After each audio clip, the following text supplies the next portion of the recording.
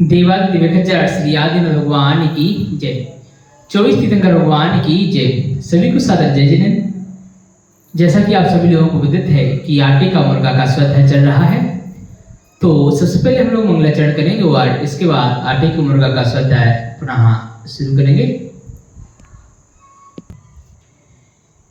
ओम नमो अरिहंताणं, ओम नमो सिंधणं, ओम नमो एरियाणं, ओम नमो अजायणं, नमो लोए समिसाहोणं, असो पंचिण मोकारो सब पाव प्रणसिणो, मंगलाणं च शंभैसे पड़िममि हवाई मंगलम, पड़िममि हवाई मंगलम, पड़िममि हवाई मंगलम। बोलिए देवादिदेव उच्चार सुन ब्रह्म सत्य विराजमान शांति प्रदाता चमत्कारी शांतिनाथ भगवान की जय। जब यशोधर मुनिराज ने यशोमती ने जब पूर्व भवांतर की कहानी सुनी तो उन्हें अपने आप में बैराग आ गया। अब बैराग आने के बाद वो मोक्ष मार्ग पर चल पड़े हैं और मोक्ष मार्ग पर चलने के बाद उनके साथ रानियां भी चल पड़ी हैं। अब देखते हैं आगे क्या होता है कि सभी इस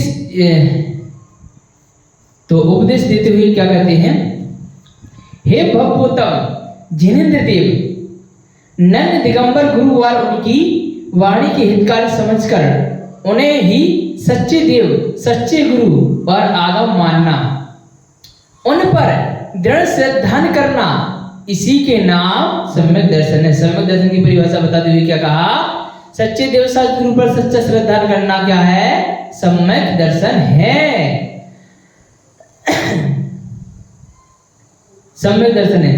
तुम सम्यक दर्शन रूपी उत्तम रत्न को ग्रहण करो और मिथ्या कल्पित देव उनके कहे वचन और कुतापसी गुरुओं को की भक्ति का सर्वथा त्याग करो।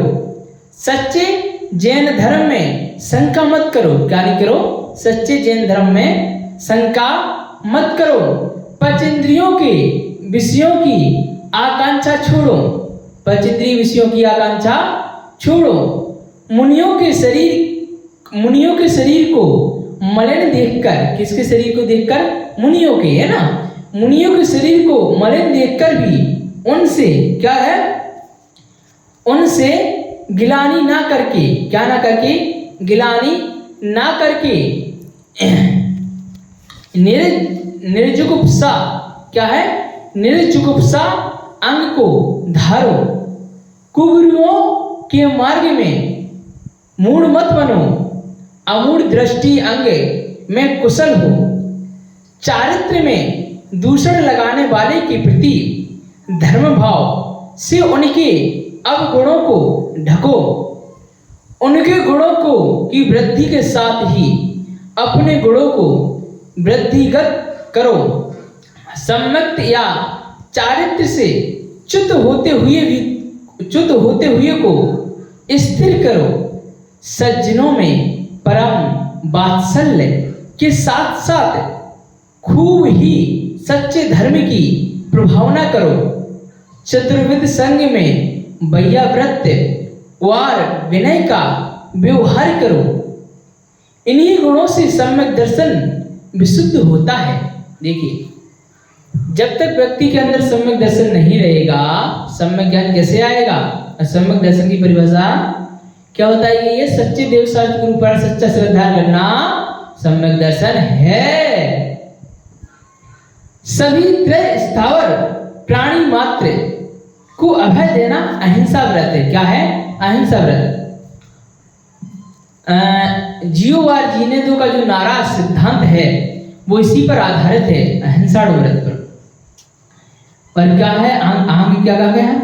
चित्त भक्ति पंचगुरु भक्ति पूर्वक सामायिक करना तृतीया सामायिक प्रतिमा है। चतुर्थ प्रत्येक अष्टमी चतुर्दशी को उपवास एकासन या एक बार अल्पाहार जल आदि ग्रहण करना प्रोषक प्रतिमा है। पांचवा हरित पत्र पुष्प फल आदि का त्याग करना वनस्पति और जल को प्राशुद्ध करके खाना पीना संचित त्याग प्रतिमा है। रात्रि में अन्नपान मिष्ठान आदि चतुर आहार का त्याग कर देना रात्रि भुक्ति व्रत प्रतिमा है। सातवां संपूर्ण स्त्री मात्र का त्याग करके आत्मगुणों में लीन होना ब्रह्मचारी प्रतिमा है। सेवा कृषि व्यापार आदि आरंभ का त्याग करना आरंभ त्याग नाम से आठवीं प्रतिभा है। धन आदि परिग्रह का त्याग करना परिग्रह त्याग प्रतिमा है। 10वां ग्रह कार्यों में अनुमति नहीं देना अनुमति त्याग प्रतिमा है। 11वां अपने उद्देश्य से बनाए गए भोजन आदि का त्याग करके वृक्षावृत्ति में एक बार शुद्ध आहार ग्रहण करना उद्दिष्ट त्याग प्रतिमा है।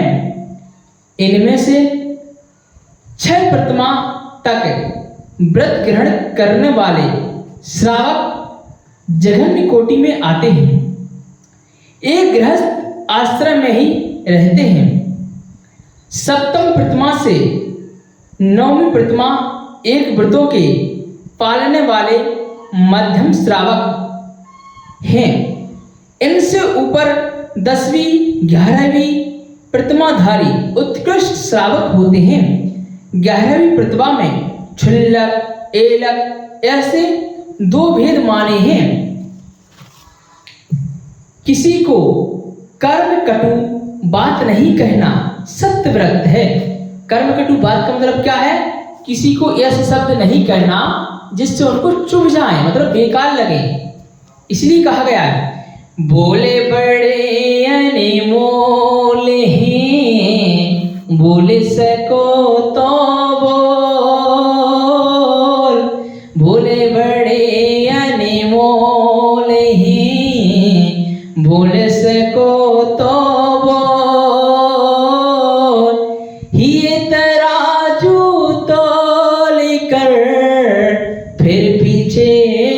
खोले रे भैया फिर पीछे मुख को, मतलब किसी को कटु वचन नहीं कहना ही सत्य व्रत है। पर धन से व्रत होना आचार्य व्रत है। सभी स्त्रियों को माता बहन की दृष्टि से देखना उनके प्रति आसक्त नहीं होना ब्रह्मचारी व्रत है। और आप पर परिग्रह धन पर कुटुंब आदि का त्याग करना अपरिग्रह व्रत है। इन 5 व्रतों को पूर्णतः मुनि ही पालन करते हैं। कौन पालन करता है? मुनि पालन करते हैं। श्रावक तरत मता से एक दूसरों में इन्हें पालते हैं। मतलब इसका मतलब है कि श्रावक इसको जानना नहीं पाल पाते, लेकिन कोशिश जरूर करते हैं पालने की, और बहुत हद तक पालने की कोशिश करके पाला करते हैं जितना उनसे होता है। और आगे क्या कहा गया है? अभय रुचि पूछते हैं। मतलब अभय रुचि कौन है? अभय रुचि है पहले जो पूर्व से पूर्व, मतलब पहले जो यशोमती के बेटे हैं वैसे अभी इस जन्म में, लेकिन पहले यशोधर राजा थे जिन्होंने 8वीं मुर्गा की बलि चढ़ाई थी। अभय रुचि पूछते हैं हे भगवान श्रावकों ने क्या कहा गया है? हे भगवान श्रावकों के सर्वश्रेष्ठ व्रत किस तरह पाले जाते हैं? मुनिराज कहते हैं। फिर मुनिराज क्या कहते हैं? हे नरश्रेष्ठ श्रावकों के लिए 11 स्थान बतलाए गए हैं। कितने स्थान बतलाए गए हैं? 11 स्थान। श्रावकों के लिए 11 स्थान बतलाए गए हैं। 11 स्थान का मतलब है कि 11 प्रतिमाएं होती उनकी, है ना। कितनी प्रतिमाएं होती हैं? 11 प्रतिमाएं होती है, तो 11 स्थान बतलाए गए हैं, जिन्हें 11 प्रतिमा भी कहते हैं। इनके नाम हैं दर्शन, व्रत सामायिक, प्रोषक, सचित, वस्तु त्याग, रात्रि, मुक्ति वृत्ति, ब्रह्मचार्य, आरंभ त्याग, परिग्रह त्याग, अनुमति त्याग और उद्दिष्ट त्याग, है ना। इस तरीके से प्रतिमाएं हैं। 8 और सहित सम्यक दर्शन को ग्रहण करना, सप्त विषण, मध्य, मांस, मधु और 5 उदंबर फल, इन सब का त्याग करना दर्शन प्रतिमा है। क्या है? इन सब का त्याग करना दर्शन प्रतिमा है। हिंसा, झूठ, चोरी, कुशील, परिग्रह, इन 5 पापों का एक दिश त्याग करके दिश विदिश, परिमाण वृत्त, अनर्थ दंड वृत्त, इन 3 गुण व्रतों का और सामायिक प्रोशोधोपवास, अतिथि संविभाग और अंत में संलेखना व्रत, इन 12 व्रतों का पालन करना व्रत प्रतिमा है। क्या है? व्रत प्रतिमा है। पूर्वाह्न, मध्याह्न, अपराह्न, इन 3 संध्या कालों में, क्या है? इन 3 संध्या कालों में कॉपी और चादर मात्र परिग्रह को रखकर जो शेष परिग्रह और घर कुटुंब का त्याग कर देते हैं, गुरु के सानिध्य में रहते हुए अपनी आवश्यक क्रियाओं को पालते हैं, गोचर बेला में एक बार श्रावक के घर में शुद्ध भोजन ग्रहण करते हैं, वे क्षुल्लक कहलाते हैं। जो चादर का भी त्याग कर कौपीन मात्र ग्रहण करते हैं, अपने केशों को अपने हाथ से उखाड़ते हैं, केश लोंच करते हैं, वे एलक कहे जाते हैं। स्त्रियों में एक क्षुल्लिका पद भी माना गया है, जिसमें वे एक साड़ी और ऊपर से एक चादर ग्रहण करती हैं। शेष चर्या क्षुल्लक के समान पालती हैं। जो मुनिराज हैं वह सभा को संबोधित करते हुए कह रहे हैं कि इस तरीके से मुनिचर्याएं इत्यादि होती हैं। इन 11 प्रतिमा को पालन करने वाली क्षुल्लिका और मुनि के समान चर्या को पालने वाली स्त्रियां आरिका कहलाती हैं। इन क्षुल्लक, क्षुल्लिका और एलक के हाथ में जीव रक्षा के लिए संयम का उपकरण, किसका उपकरण? संयम का उपकरण मयूर पंख से बनी पिच्छका रहती है, और शुद्धि के लिए शौच का उपकरण कमंडलू रहता है। क्या रहता है? कमंडलू रहता है। हे भगवोत्तम, तुम दोनों ही बहुत ही लघुवय के हो, अतः इन 11 प्रतिमाओं को ग्रहण करके उत्तम श्रावक बन जाओ। क्या बन जाओ? उत्तम श्रावक बन जाओ। कुछ दिन उसी वेश में रहकर कठोर मुनिचर्या के अभ्यास करो। क्या करो? कठोर मुनिचर्या का अभ्यास करो। इनके साथ ही तुम 12 अनुप्रेक्षाओं का सतत चिंतन करते रहो। देखो बंधु, वैसे मुनिचर्या इतनी आसान तो नहीं होती है, लेकिन जो मुनि का पालन करते हैं, और हमारा कर्तव्य बनता है मुनियों की सेवा करना। मुनियों से ही हमारा धर्म सुरक्षित है, क्योंकि सही दिशा दिखाने वाले वास्तव में मुनि ही हैं। इसलिए मुनियों के लिए कहा गया है, हे गुरुवर धन्य हो तुम, कितना परिसर सहते हो। हे गुरुवर धन्य हो तुम, कितना परिसर रहते हो, सर्दी गर्मी और बरसात तुम्हें अपने में रहते हो। हे गुरुवर धन्य हो तुम, कितना परिसर सहते हो।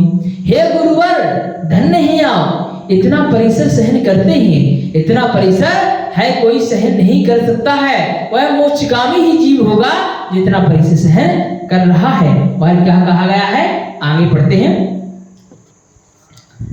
शरीर का लावण्य, नया यौवन, राज्य वैभव आदि संपत्तियां सब क्षणभंगुर हैं।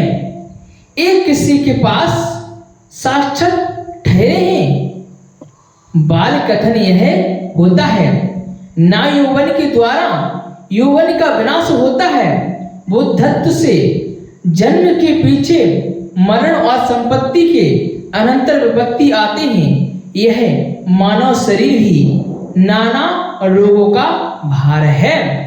प्रत्येक मनुष्य तो क्या,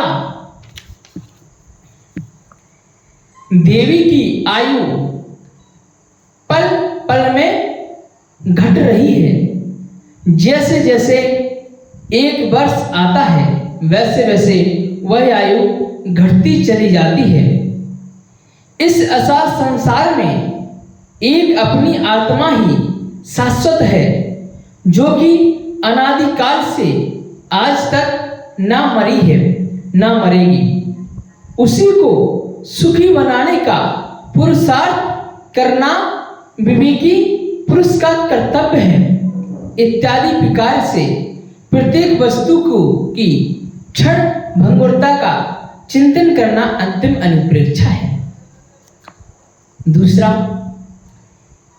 यह मरण रूपी काल प्रत्येक प्राणी को भक्षण कर रहा है। क्या कर रहा है? यह मरण रूपी काल प्रत्येक प्राणी को भक्षण कर रहा है। इस जगत में जब राजा, इंद्र, धर्मेंद्र और जिनेंद्र भी काल के गाल में चले जाते हैं, तो भला साधारण मनुष्य की क्या बात है? इनका रक्षक कौन है? तात्पर्य यही है कि हर एक जीव की मृत्यु के आने का मरना ही पड़ता है। मतलब जब भी किसी जीव की मृत्यु आती है तो उसकी मृत्यु निश्चय है, उसे कोई टाल नहीं सकता।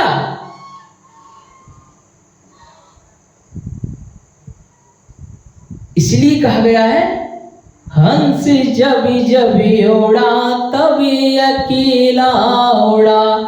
मतलब कोई साथ में नहीं जाएगा। और क्या है, संसार में नहीं रह सकते हैं। हाँ, उनका पूर्व जन्म ना होने से वह मृत्यु, निर्वाण, मोक्ष, गमन आदि नामों से पूज्य हो जाती है। अतः मृत्यु को जीतने का पुरुषार्थ करना ही मनुष्य का कर्तव्य है। मृत्यु को कैसे जीत सकते हैं हम, जरा बताइए। जिसने भी मृत्यु को जीत लिया उसके सारे भय समाप्त हो जाएंगे। किसी चीज का भय नहीं रहेगा, ना पैसे का, ना घर गृहस्थी का, ना रिश्तों का, किसी चीज का कोई भय नहीं रहेगा जिसने मृत्यु का भय जीत लिया। मृत्यु का भय ही वह भय है जिसकी वजह से जितने भी प्रकार के भय हैं, डर हैं, वह सभी भय आते हैं। अगर मृत्यु का भय किसी का भाग जाएगा, उसे फिर किसी चीज का भय नहीं रहेगा। जहां भी रहेगा प्रसन्न चित्त होकर के रहेगा।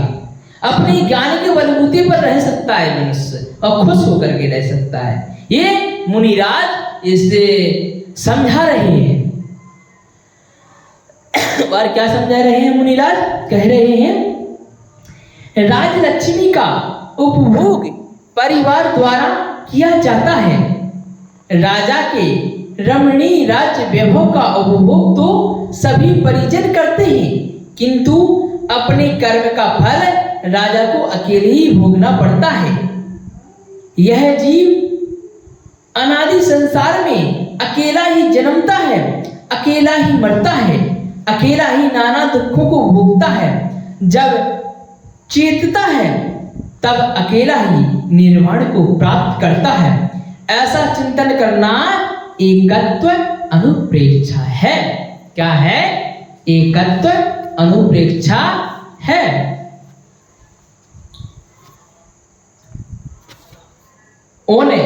नए नए भवों में जीव के नेत्र भी अन्य अन्य होते हैं। क्या है? जीव भी अन्य अन्य होते हैं, प्राण भी अन्य, संस्पर्शन भी कोई भिन्न हो, कान भी नए नए होते हैं और मुख में जिह्वा भी अन्य अन्य ही होती है। अन्य अन्य कर्म जीव को निगलते हैं तथा अन्य अन्य नाना प्रकार के अंग उसे प्राप्त होते हैं। जब शरीर में ही प्रत्येक भाव के शरीर की व प्रत्येक अवयव की भिन्नता है, तब भला जीव से सरलता पृथक स्त्री, पुत्र, मित्र, धन, जन, मकान आदि अन्य क्यों नहीं है? तब भी ना जाने क्यों यह मूर्ख जीव मोह रूपी महासमुद्र में अपने को डाल रहा है। ऐसा चिंतन अनैत अनुप्रेक्षा है। और आगे क्या कहा गया है? यह जीव नरक, त्रियंच, देव और मनुष्य इन चारों भवों में अपना अनंत बार आता जाता रहा है। इस संस्मरण का नाम ही तो संसार है। इस जगत में द्रव्य, क्षेत्र, काल, भाव और भाव के भेद से संसार के 5 भेद हैं। कितने भेद हैं? 5 भेद हैं। इस भाव भ्रमण का चिंतन करना संसार अनुप्रेक्षा है। केवल ज्ञान के द्वारा जाने गए इस विस्तीर्ण आकांक्षा के मध्य में लोकाकाश अव्यवस्थित है। इसके अधो, मध्य और ऊर्ध्व ऐसे 3 भेद हैं। यह लोक ना तो कोई ब्रह्म द्वारा उत्पन्न किया गया है, ना विष्णु की ब्रह्मा द्वारा उत्पन्न नहीं किया गया है, और ना ही विष्णु के द्वारा धारण किया गया है, और ना रुद्र या काल के द्वारा उसका क्षय होता है। यह त्रिलोक तो त्रिलोक 3 लोक, यह त्रिलोक तो अनंत आकाश में 14 राजु प्रमाण एक स्कंद की समान स्थित है। अर्थात इस समस्त अखंड लोक को एक महास्कंद कहा गया है। क्या कहा गया है? महास्कंद कहा गया। भैया, आटे की मुर्गा में जो चीजें बताई गई हैं वह शाश्वत पूर्ण प्रमाणित हैं। ये पूर्ण गणनीय श्री ज्ञानमती माता जी ने लिखा है और बहुत ही सुंदर तरीके से लिखा है, और ये पढ़ने के लिए मिल रहा है। ये हमारा सौभाग्य है और आप तक पहुंचा रहे हैं, ये भी हमारा सौभाग्य है। इस लोककाल में जीव पुद्गल, धर्म, अधर्म और काल ये 5 द्रव्य पाए जाते हैं, और आकाश स्वयं एक द्रव्य है। क्या है? आकाश भी एक स्वयं द्रव्य है। इस प्रकार से 6 द्रव्यों में के समुदाय का नाम ही लोक है। जीव का लक्षण चेतन है, इसके विपरीत अजीव का लक्षण अचेतन है। जीव के अतिरिक्त 5 द्रव्य अचेतन मतलब है कि जीव जीवित अवस्था में है, लेकिन जो 5 और द्रव्य हैं वो सारे अचेतन हैं। जीव, पुद्गल, धर्म, अधर्म, आकाश, काल। तो जीव अकेला जीवित अवस्था में है और बाकी पुद्गल, धर्म, अधर्म, आकाश, काल ये सारे अजीव हैं। पुद्गल द्रव्य की आयु व स्कंद ये 2 भेद हैं। अणु और स्कंद ये 2 भेद हैं। यह द्रव्य ही स्पर्श, रस, गंध और वर्ण इन 4 गुण वाला है। मूर्तिक है। जो भी हमें विश्व में दिख रहा है यह सब पुद्गल ही है। संसारी जीव भी पुद्गल के संयोग से मूर्तिक हो रहा है। शरीर, वचन, प्राणायाम और जीवन मरण आदि सब पुद्गल के ही उपकार हैं। धर्म द्रव्य जीव और पुद्गलों के चलने में सहकारी कारण हैं। अधर्म द्रव्य इन्हीं को ठहरने में सहकारी है। आकाश द्रव्य सबको अवकाश देता है। काल द्रव्य सभी द्रव्यों का परिणमन में सहकारी कारण है। 6 द्रव्यों के आधार पर ही सारा संसार टिका हुआ है। जीव, पुद्गल, धर्म, अधर्म, आकाश, काल, 6 द्रव्य बताए गए हैं। जीव जो जीता जागता है, मतलब हमारी आत्मा को जीव कहा गया है। पुद्गल जितनी भी संसार में सारी वस्तुएं मौजूद हैं वो पुद्गल है। धर्म जो व्यक्ति को चलने में सहायक होता है, जिसे साइंटिस्ट गुरुत्वाकर्षण बल कहा करते हैं, उसे धर्म द्रव्य के नाम से जाना जाता है। अधर्म जिसे रुकने के लिए सहायता की जाती है वह अधर्म द्रव्य है। अगर कोई व्यक्ति चलने को तैयार हुआ तो ऐसा नहीं होता है कि वो चलता ही जाए, रुकने का नाम ही ना ले। अगर अधर्म द्रव्य नहीं होगा तो वह रुक नहीं सकता फिर, क्योंकि धर्म का द्रव्य तो है चलना। घड़ी का काम है चलना। जब तक उसमें वो रहेगा, उसका नाम क्या है, सेल रहेगा, तो वो चलती ही रहती है, रुकती नहीं है ना। चलिए, तो धर्म अधर्म द्रव्य जीव, पुद्गल, धर्म, अधर्म, आकाश यानी जितना भी स्पेस है, हमारे घर में भी कह सकते हैं स्पेस, अलमारी के अंदर भी स्पेस कह सकते हैं, मुंह के अंदर भी स्पेस है, कान के अंदर भी स्पेस है, नाक के अंदर भी स्पेस है, संसार में भी बहुत सारा स्पेस है। वो क्या है, आकाश है। जितना भी सारा स्पेस दिख रहा है वह आकाश है। लेकिन मूल रूप से जो ठहरने में जो सहायक होता है उसे आकाश कहते हैं। जैसे हम यहाँ पर बैठे हुए हैं, अगर यहाँ पर दीवार आदि होती, अगर बहुत बड़ी दीवार होती तो हम नहीं बैठ सकते थे। किस पे बैठते, क्योंकि वो आकाश द्रव्य को उसने घेर लिया है, दीवार ने घेर लिया है। लेकिन आकाश द्रव्य की सहायता से हम बैठे हुए हैं। जीव, पुद्गल, धर्म, अधर्म, आकाश और काल का मतलब होता है समय, जो चल रहा है। समय रुकने वाला नहीं होता है। क्यों? हर चीज परिवर्तनशील है। यह हमेशा परिवर्तन होना ही होना है, चाहे अपनी आयु हो, चाहे अपना शरीर हो, चाहे वह पुद्गल द्रव्य हो, कुछ भी हो, परिवर्तन होना है। पहले के राजा महाराजा किला आदि बना करके छोड़ गए तो उसमें भी सीढ़ की ओर बढ़ रहा है। जो हमारे 100-200 साल पुराने मकान हैं वो सीढ़ की ओर बढ़ के गिरना चालू हो गए हैं। तो आकाश काल, जीव, पुद्गल, धर्म, अधर्म, आकाश काल यानी समय, यानी परिवर्तित होना। चलिए, इतनी वाणी करके मैं अपनी वाणी को विराम देता हूँ और अगले फिर आगे का स्वाध्याय करेंगे। चलिए, इतनी वाणी स्तुति करते हैं।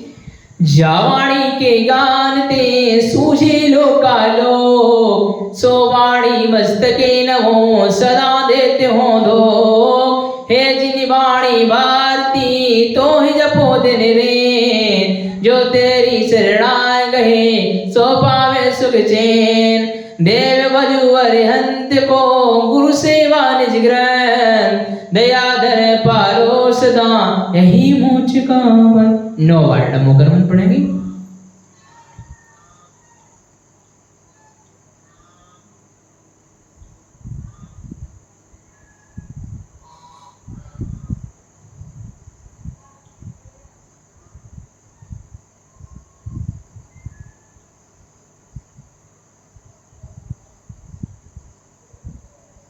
मुड़ी देवादिदेव वेंकटेश्वर श्री आदिनाथ भगवान की जय।